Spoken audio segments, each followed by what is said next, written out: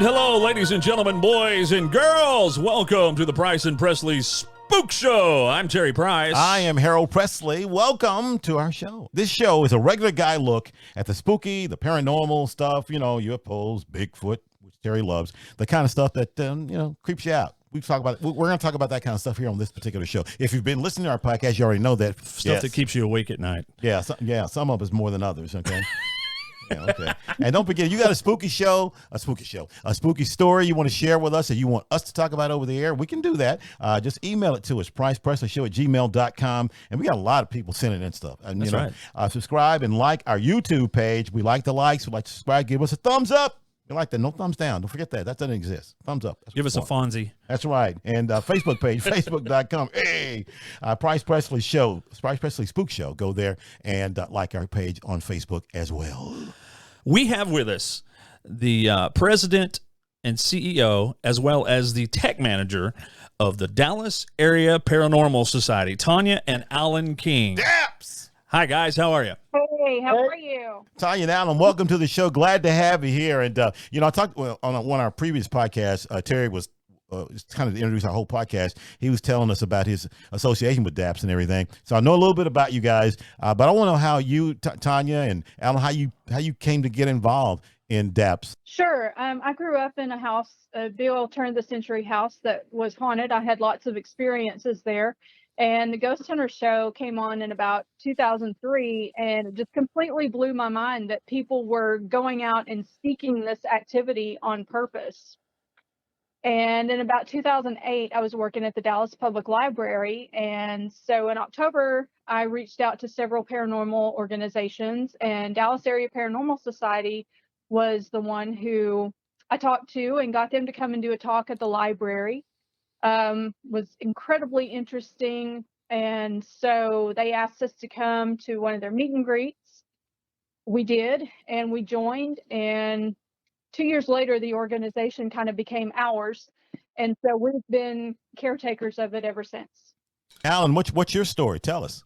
Well, I spent some time when I was a lot younger in pubs in London, one of which is famous for being haunted. And as the family story goes, there I am running around the pub garden, playing with a small child that only I could see.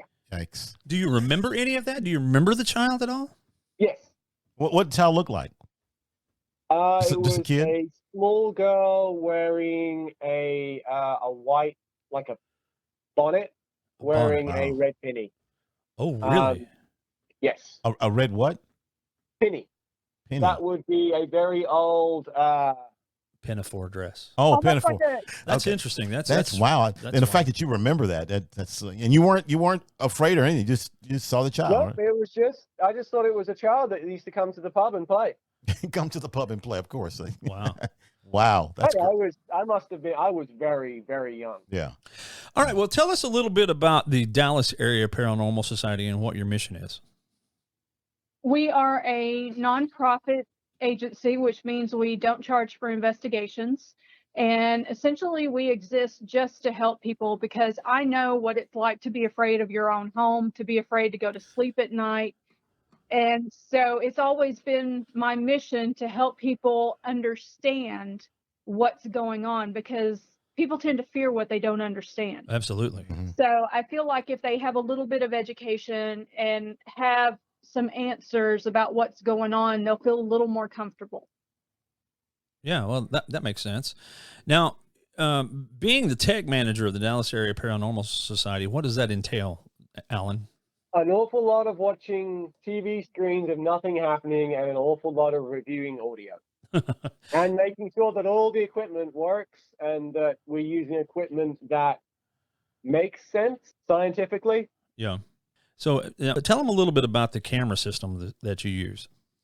We use a wide spectrum, commonly called full spectrum, but that's really not a good description. It sees somewhat into IR and infrared. I see. So we're seeing a broader spectrum than a normal camera. Well, it's pretty tedious work, isn't it? Setting up, and I mean, you got to run wire and Our general setup is at least an hour. yeah. Oh wow. Okay.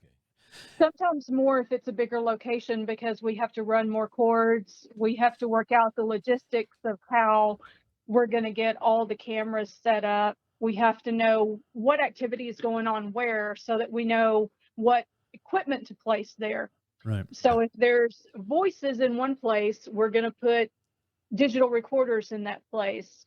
If there's reports of somebody running up and down the stairs, then we're going to put the motion sensors there. And also it's called a geophone, and it detects vibrations. So if you stomp on the floor, it will light up with that vibration. Yeah. Well, your mission is favorite job, which is with the cameras, having to tape down the cords so people don't trip up. So you don't trip and fall and bust your head open. Yeah, because you got to understand, we're walking around in the dark. Yeah, dark. And you got to know where everything is, right.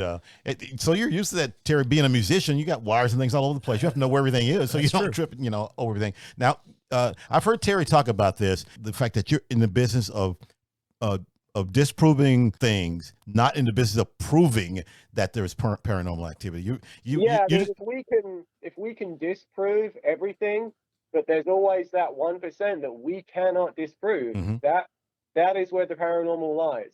And I always like to say that we don't go into a case with proton packs blazing. We go in with our instruments, and we go in with the intention to disprove what's going on. And once we have run through every logical explanation, then we might consider a paranormal explanation. On an average investigation, how many hours do you spend in a location? We try to start our investigation at dark, so it really depends on the time of year. I'm going to say probably 5-6 hours. You also got to remember, on the other side of that, which you don't see on TV, is if we're running 8 cameras, I've got to review every one of those cameras. That's right. If we're running 4 digital recorders, I've got to review all of that audio. So it's not, so just because we're there for 6 hours, I've got that times 8. 48 hours worth of video. 48 hours everything. Yeah. So it's very tedious. So we developed our set of procedures, and we developed our pre-investigation interviews based on some of the things that we encountered, that we were like, yeah, we're not doing this again. Yeah. I mean, one of my rules is that when you're on an investigation, you are with somebody at all times. It doesn't matter where we are or what we're doing. You have to have a person with you, because if you have an experience and you're by yourself, then you have a really good story. That's it. But if you have somebody there, if you have somebody there with you that sees and experiences and maybe even catches and can quantify with some kind of data what you experienced, then you have something. You have some evidence. That's right. And on the reverse side of that, if you run into the people who own the place, you're not there by yourself. You won't run into what was that movie called where the guy was kidnapped by this woman and strapped to the bed, and Misery. Yeah, it's not. It doesn't turn into a misery situation. Well, I don't want to, Mr. Man. Yeah, she got a sledgehammer, and she, you want to get the hell out of there. The most dangerous thing about a paranormal investigation are the people that you're working with. It's not the paranormal. Would you agree with that, Tanya? Yes, I would, because there's a lot of people out there who are experiencing psychotic episodes, who are experiencing side effects from medications. We can kind of get to the heart of the matter and kind of dig down deep to see what's going on with this person that might affect them to where they would think that it is the paranormal. So there's a lot of work that goes into, a lot of pre-stuff that goes in before you actually step foot into a person's house, a home, or whatever it might be, where we're going into. Yes, because I would talk to them at length on the phone before I even sent a team out. Mm-hmm. And sometimes if I didn't feel comfortable, then I would even do the questionnaire over the phone. That's right. And then I would tell them, okay, I'm going to send a team out, but it's going to be a small team, and they're just going to take some baseline readings. They're going to take their instruments, they're going to go around the house, and they're going to see if anything is out of place, if the readings are off the charts, not where they're supposed to be. And if that's the case, if we find something, then we'll schedule a full investigation. Yeah. But my questionnaire, it asks some very intense, some very deep, and some very crazy questions. But again, every single one of these cases that we've run across are the reasons that those questions are in there. Now, I would imagine you guys that I've been hearing a lot of like scientific stuff here. Like you guys, you're into the science part of you. That's what you are, scientific organization. And I would imagine do you stay away from like the old, like just witches, spirits, that kind of, you stay away from that kind of stuff? We try to stay away from any cases that we think have a magical, religious, spiritual influence going on, because those can be incredibly dangerous cases. What people don't understand is that Poltergeist, the movie, that's all Hollywood. Yeah, that's it's a all movie. made up. Yeah. But what poltergeist really means is noisy ghost. So if you have a ghost who is slamming doors, a ghost who is slamming cabinets, a ghost that can move things, you have a poltergeist. Tell us a little bit about poltergeist activity, and because it really does differentiate itself from intelligent hauntings or residual hauntings. A poltergeist is a spirit that is mainly attached to a person, and that person is more than likely going through something emotional. It could be a teenager who's going through puberty. They're experiencing different tumultuous emotions. They're going through a lot of things, a lot of changes, and their body's changing. So a poltergeist can be attached to a person that's going through puberty. It can be attached to a person who's going through something incredibly emotional, whether it be an emotional trauma or something like that. But it's just a spirit who wants to get your attention and who has enough energy to move things, slam doors, slam cabinets, things like that. Oftentimes in a poltergeist experience, the entity or whatever it is will fixate on somebody, like the dad or the older brother, and a majority of these tend to be a juvenile female. Now, not always. Sometimes it's a juvenile male, but it's generally a juvenile female. And there is some thought that poltergeist activity has something to do with psychic ability. And you're saying it's attached to a person. Does that mean that even if this family moves somewhere else, it's going to stay with them, with that person? It's not attached to the house. It's attached to the person. Yes. Okay. Correct. Got you.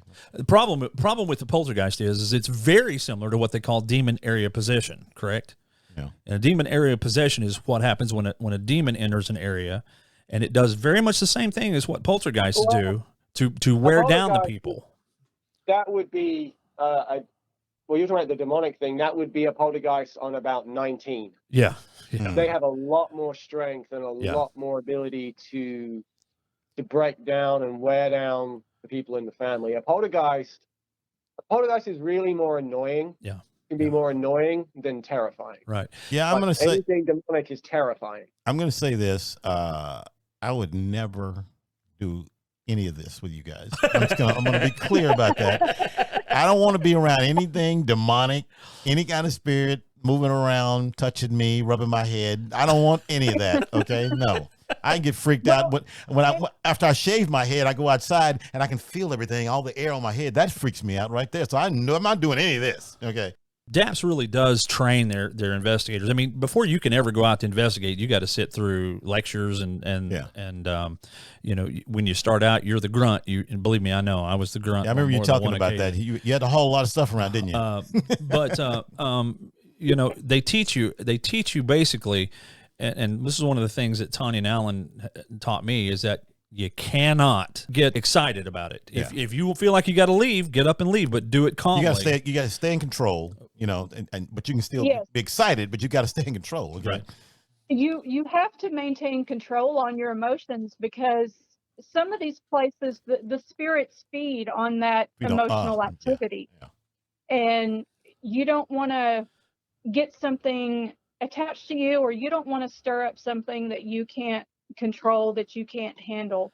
And not only that, you don't want to get the people on your team upset. That's right. And that brings up a very good point. Have you ever brought anything home? Hello. I don't believe I have. I think I would know it.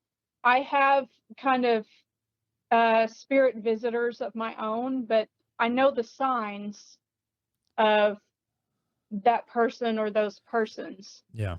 And we also do things before we leave a site. Yeah. There are things that we do to cleanse ourselves and to tell the spirit that it must remain at that location. You cannot follow me home. You are not welcome. What do you Like what? What do you do? portable shower? Are you serious? Oh, I thought you were serious there for a minute. I said, what? A portable shower?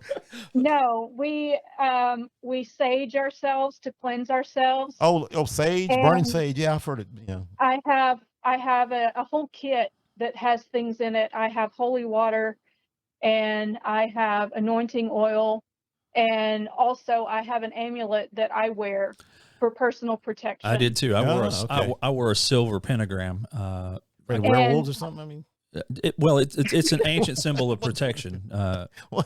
Yeah, I'll touch. Long before people thought it was That thing was witchcraft. unhappy, didn't it, Terry? Oh, no, I, Hey, we don't want to go into I'm that thinking right of now. the wolf man. That's all I'm thinking. I got this. Get away from me, man. Terry, What? that thing made someone pretty unhappy one Yes, night, it didn't did. And I think we're going to save that for a second show. Oh, wait a minute. What? That's No. a good story. Oh, let's do that now. I think I told that story in our first episode. Yeah, because we're actually. gonna have these. We're gonna have. They're definitely gonna be back for another show. Yeah. Before we go, That's a little teaser. Go any further. We've talked a little bit about the technical aspect of what you guys do. I want to get into one of your more interesting stories, and gosh, they've got so many, and we're already running short on time. But you guys have been you investigated a jailhouse one time where you got EVPs where the entity was calling Alan some very colorful names. You could hear this? Yes, we were at. You could actually hear the words on the EVP. You could on the recorder. Okay, but the words were clear. But you heard. Okay, you heard them on the Alan, playback. Just tell us one of the words that this entity called you. What? Well, I mean, the jail, that wasn't me. That was another investigator. They were setting up the equipment, and he was saying, is that camera set up? Is that camera set up? And the other guy was like, yes. And all you just hear in the background is pendejo. Pendejo. Yeah. Yeah. So Not in the voice of any of those two. We've heard pigs squeal. What? At investigations. That wasn't somebody doing this. No, it wasn't. But I can do that. But No. the investigation that I'm referring to now, and this is the one we'll finish the show with talking about, you guys accidentally got into something that wasn't ghosts. Is that correct? Yes. Tell us about that. We had someone contact us who he was of Mexican descent, and some relatives of his had told him, you need to contact this priest. He will come. He will bless your family. He will bless your house. He will bless your businesses. So he did that. It was for a small fee. And it kind of devolved into, if you don't pay me, I will curse you. If you don't pay me this much money, I will curse you. I will curse your family. I will curse your businesses. And his health started declining. He started having shoulder problems. He's, just getting sicker and sicker. And Alan was actually the one who investigated this case. So I'll let him finish. Yeah, he managed to pull his rotator cuff. His wife was suffering from migraines, which he just thought it was a run of bad luck. A couple of weeks before, he had found a dead snake on his porch. Then his small child had one of those kids' cameras, and he was running around the living room taking picture after picture, and a figure appeared on the picture. The arms are really elongated, the head's elongated, the body's elongated, and there are very few things I see when preparing for a case that make me a little bit wary. That picture did it. Well, and it's funny. He sent me this picture, and it's a reflection. Wait a minute. You have this picture? Yeah, the kid here. Yeah, the kid took a picture of his. You're not going to TV show this set. picture to me. Yeah, I'm going to show it to you about midnight tonight. Thanks. All right, great. You're great. But the kid took a picture of the television. Yeah, and it's the reflection in the television it shows this entity. It's pretty creepy. I'll tell you what, on the YouTube. I'm getting goosebumps right now. Just come on, man. On the YouTube version of this, I will make sure that I put the picture up so that people can see it. See it? Oh, It's pretty spooky. I spent a good hour and a half when we got there trying to recreate this picture, trying to work out the angles, trying to work out how to get something unparanormal or something normal to be in that shape. I could not do it. Yeah, Oh, wow. and it needs to be said that this wasn't in the dark. I mean, all the lights in the No, house this were on was when the middle of the kid day. took the Kid picture. took the picture. Okay. So that just goes to prove to you that paranormal activity doesn't just happen in the dark. yeah. And I think that's what most people think. You know, it's dark. Oh, something bad's going to happen. You know, Right. it doesn't have to be dark. No, it doesn't have to be dark. Go on, Alan. Tell us more about what happened at this Yeah. place. Well, we came in, we did a lot of our initial readings. We came through with the EMF detectors. EMF was high in the bedroom and in his closet. So we went away. He spent some money. Okay, now wait. And- Let me stop you right there. Explain to us what EMF is and what it does to the human body. EMF stands for electric magnetic frequency, and it can have lots of effects. I mean, a lot of people can be around it and be fine, but if you're sensitive to it, it can give you migraines, it can make you hallucinate, it can kill small animals. Wow. Lots of places in Europe have it as pollution or poisoning. US is a little bit behind in that. Yeah. Essentially, it's anytime you run electricity through a wire, some of that energy leaks. Especially if the So- wires are old and they're not shielded Yeah. like they are in today's time. Yeah. Yeah. Yeah, I mean, how many people did we go? They had sleep problems, and we went and checked the 80s style clock next to their bed, and it redlined it. Right. Oh, wow. Right. That's what So, I mean, that's it's what your gonna EMF affect meters are for. 4. Yeah. Go on. They don't really work as digital Ouija boards. I mean, we had that happen once, but usually it's just there so we can check, you know, what's normal, what's not normal. Because EMF can cause you to feel like you're having a paranormal experience. So Yeah. that's why we need to Oh yeah, know. it can make you paranoid. And then there's also the train of thought that the EMF also powers the energy of the entity that is haunting the place or whatever. So there's that train of thought too. Go on, Alan. Tell us more about this case that you worked on. So we came in, we threw everything at this case, all the equipment.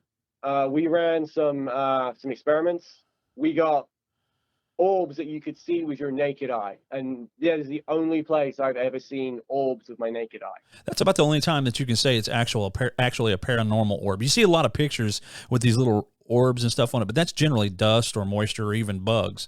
But when you can see it with your naked eye, you know it's real. So we threw everything. We got a couple of interesting EVPs. Essentially, we had to tell him that you're going to need to get hold of somebody in the Santeria faith. Santeria, did you say? Yes. Yes. Now, tell us a little bit about the Santeria face or what you know about it.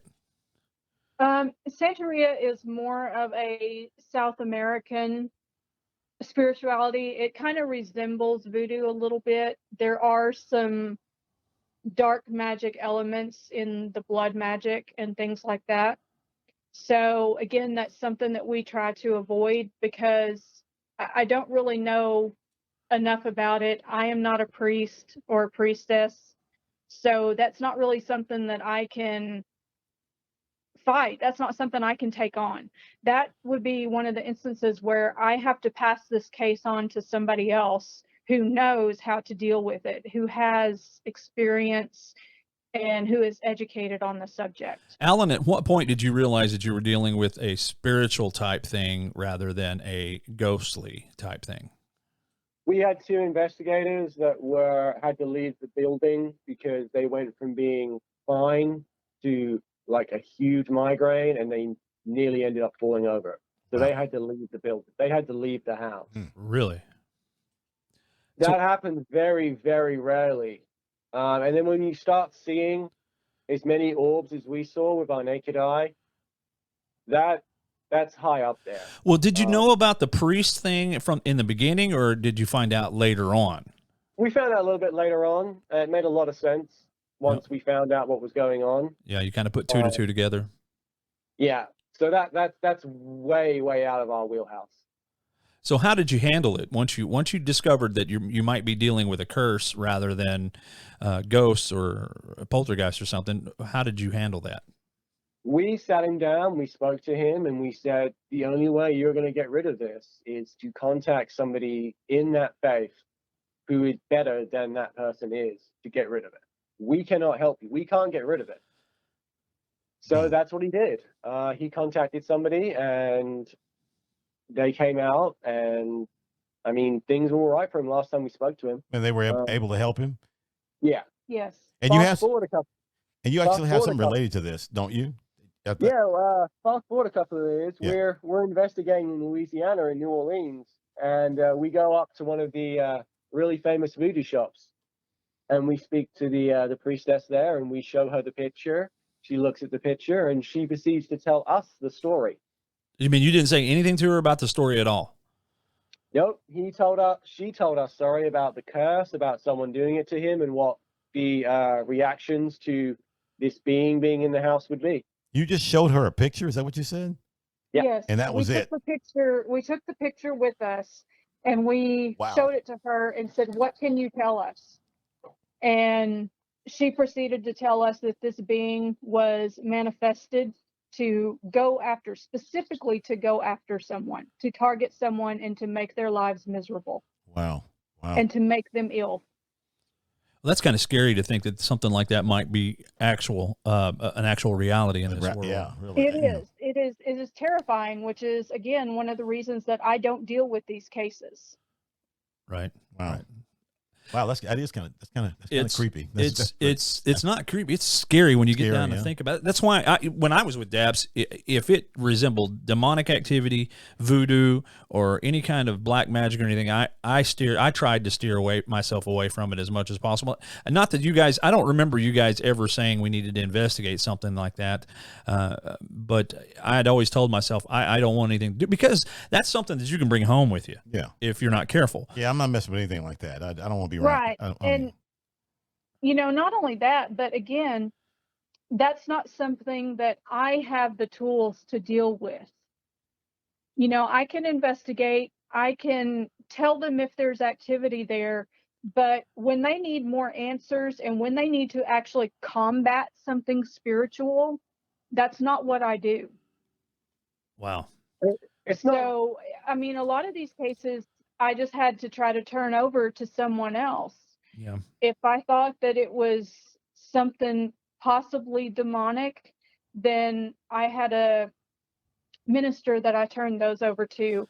And if it was something else, then we either didn't take the case or we found someone else who could deal with it. Well, it's not like a little old lady that we did a case for where she was scared about things moving, and there was stuff happening in her apartment. We get there and we start doing the equipment stuff, and she's speaking about her dead husband, and all our equipment starts lighting up. Oh, wow. And we get the full story that she worked as an extra in Hollywood, and she was writing a memoir about all the stars she had met and all the things she had done, and she had just got to the point in her book about her husband getting cancer and him committing suicide, and then it starts clicking for her that the picture that fell down was the picture of the daughter they had together. Oh, and we got there, we had a scared little old lady. When we left, she was cussing him out. Wow. Well, now that brings what we would call a success. You dirty so-and-so. That brings up a very good point. Oftentimes, whenever you have a spirit in your house, confronting it and saying, look, this is my house. You are in my house, and try to take control of the situation and let the spirit know that you're the one that's in control. Is that correct? Yes. If we have something that is in a location and the homeowners absolutely don't want it there, they want it gone, then we encourage them to take a stand and to tell whatever is there, this is my house, this is not your house, you don't belong here, you're not welcome here. There's a certain amount of power to that, right? There is. Well, it's also psychological for them as well. Yes. I mean, we don't provoke per se, because it's kind of our attitude that we can't go into a house and make this spiritual or make this spirit or this ghost angry and then leave. Plus, you don't want to really cuss out someone's little old lady grandmother, do you? No, not really. No, don't want to do that. Now, we got a little more time left. Now, before you guys go, I just want to remind everybody, if you're interested in getting in contact with these guys in the group, Dallas Area Paranormal Society, they're on Facebook, right? You got a Facebook page set up, and they can contact you through that, right? Yes. All right. And we've been talking about some stuff that's really kind of scary. I know you might have a little funny, humorous story you can share with us, can't you? Yeah, we were doing a ghost party at a place called Catfish Plantation in Waxahachie. It's renowned for being haunted. I mean, it's been on some of the TV shows, and there's a couple of spirits that like to hang out in there, and they're a bit protective of the location. So we're doing the ghost party, and a guy was there with a camera, and he was filming everything, and looked a little bit shifty. So he wandered up to me, he stuck his camera in my face and said, "This place is bullshit, it's all hype." Wow. Now, I was going to formulate a response, but then I watched his hair go up and get pulled down. No, wait, Alan. You're going to have to elaborate on that. You watched his hair go up. You saw a piece of his hair rise up? Yes, and get pulled down. As if somebody was pulling it up and pulling it down, right? Yes. Oh, wow. His eyes went big. The color faded from his face. He turned around. He walked out the door. He got in his car and he drove away. We never found that block. I think that guy believed from that point on. You're like, there might be something to this, okay? Well, and let me just to be clear on this. You're standing here and this guy comes up to you. This is showing you how used Alan and D.A.P.S are to this kind of thing. He's standing there and you see this guy's hair go up and down. And you didn't think anything about that at all, did you? It didn't. No, I went nice one, Will, because Will is one of the mischievous spirits that's there. And as soon as it happened, I knew exactly who did it. Yeah, I would have shit myself. I'm gonna tell you that right now. I mean, if I'm standing there, if I'm going there, and I saw that, I went, "Oh my God, what just happened?" You know? Hell no! Hell to the no. Wow, I don't know what I would have freaked the hell out. I'm gonna tell you right now. Well, that place, I'll tell you from experience. That is pretty funny though. The guy that you saying that right, and the entity was saying, I'm gonna show you." Out of all the places that I investigated with D.A.P.S, that's one of the very few places that I will say is paranormal. There's something weird going on there. Yeah, you've talked about that at length with me off mic and everything. We've talked about that. Yeah. And that's, by the way, for people that know me, they know this. But if you don't, that's my stomping area. I grew up in that area. Yeah. So, and I've never heard of that place. Well, let me tell you something. And I don't have to go there next time I go visit home, Talking about Catfish Plantation, and Alan and Tanya will back me up on this. The place there's something paranormal going on. But, man, their food is so good. or it was back in the day when I was there. Man, it was so good. They made some good catfish. Next time Pumpkin fries, man. Pumpkin fries. Yeah, pumpkin fries with chocolate sauce. Oh my God, that sounds so good! Sweet right now. potato fries. Sweet potato fries. Yeah. Oh my gosh, everything's good. It's so delicious. But we've seen doors open there. We've seen doors closed there. We've seen red little glowing orbs floating around in the kitchen. They've had fires there that have started just out of nowhere. So does this happen when people are eating while they're sitting there and they're having food? Oh, some things do. One was Sean had just made a huge thing of bread pudding, which, by the way, is also great. Mm-hmm. It disappeared for 3 hours and then appeared back where it originally was. The pudding did? Yes. Whole big pan of it disappeared. And what? Yeah, it's incredible. We, like Alan said, they used to host these investigation parties. Yeah. After their business hours would close, they would sell tickets to people, and they would close the business, clean up a little bit, then bring all these people in and feed them, and then they'd clean up again and turn out all the lights. And we would run the investigation. And my dad got to come to one of these one time. And my dad, it was the funniest thing. Alan, tell that story, because you were standing right there and you were the one that was actually talking. But my dad's, his jaw was on the floor. Okay. All right. Because your dad's a skeptic. Well, I don't want to say skeptic, but he's real. He's intellectual, you know. Okay. He feels like there's a reason. He can always find an explanation for it. Okay. That's what I meant to say. All right. Go ahead, Alan. The restaurant doors. They're on a double swivel. Now, a lot of the time when the door will open and close, it's a pressure difference. When they open another door in the restaurant, it'll open and close. So I thought, I'll get this out the way. I'll try and tell everybody about the doors. Well, it kept happening. So I was like, I called out one of the ghosts' name and I said, "If that's you, can you open the door for me?" Trying to prove that this isn't paranormal. Well, of course, I say that, and the door slowly opens, the door stays open, and slowly closes. And I'm like, well, that just didn't work, did it? Next thing I hear, the investigator behind me start laughing because every time I try and disprove something at Catfish Plantation, the restaurant spirits go, "Oh yeah, watch this." Yeah, that's the truth. And my dad's jaw was on the floor. He couldn't. And the thing about this is, in a scientific experiment, you try to recreate the effect over and over, right? Yeah. Well, Alan was able to do this several times that night. He would say, "Open the door," and the door would open, and stay open until he'd say, "Okay, close it." And then when he'd say close it, the door would close. It was and I was there that night, and I was making sure that nobody was coming in any of the outside doors causing pressure, to open the door. Make the door, yeah. And my dad was just floored. He talks about it today. Really? Yeah. Because he couldn't believe what he was saying. You know what? We could do a whole episode on Catfish Plantation. We'll do another. We'll have them back. What do you think? Guys, would you like to come back and do another episode sometime? Absolutely. We probably have more stories than you have time. Yeah. Okay. Well, that's what you like. That's absolutely. That way we can pick and choose the best. You know what? I've got some embarrassing ones about Terry too. Yeah. Oh, hey, we're not going there. Okay, there's your tease, people out there, for the next show. With Tanya and Alan, it's going to be stories to embarrass Terry. There we go. Let's not. I like that. That's good. That's awesome. That's awesome. Well, listen, we do have a lot of stories from Catfish Plantation and other places as well.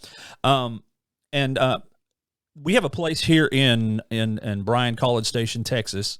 It's called the LaSalle Hotel. Yeah. And here's my thought. Here's my thought. I'm just going to tease this now and see what people think. But what if we had Tanya and Alan and some of the D.A.P.S crew come to Bryan College Station and run an actual investigation in the LaSalle Hotel? Okay, because it's been noted to be haunted. And we get Harold Presley to go. Yeah, right.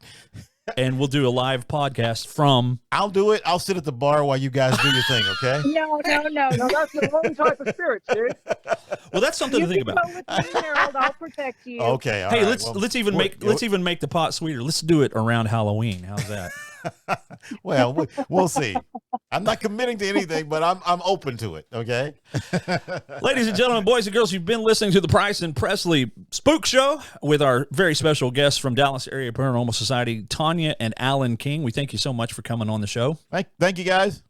Thanks for having us. Hey, we're gonna talk. We'll see you next time. All right, because we'll definitely do another show. Look forward to it. All right. And don't forget, people out there, if you got stories you want to share with us that you want us to share over the air, make sure you email us to us. Not Price and, just PricePresleyShow@gmail.com. PricePresleyShow@gmail.com. And also follow us on Facebook.com. Price Presley Spook Show there as well. All right. And if your story's scary enough, if it spooks Harold enough, then we might try to get you on the podcast itself if you want to. Yeah. And if you share the story, we won't say your name over there. If you're worried about that, don't worry. We're just going to do the story. We can change your name. Or change your name and not use it at all. That's right. That's right. And once again, that's at PricePresleyShow@gmail.com. That's right. Be sure you send us your stories. We want to hear them. We're so interested in this. We'd love to hear other people's stories. So until next time, the Price Presley and Presley Spook Show podcast. He is Terry Price. I am Harold Presley. Don't get spooked.